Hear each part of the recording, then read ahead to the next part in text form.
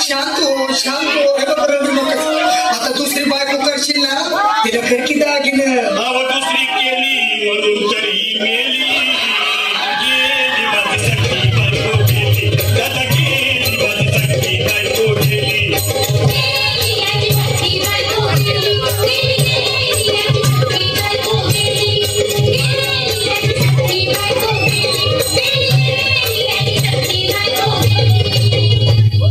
या ग बायानो धावा आणि तिच्या डोक्याला शॅम्पू लावा.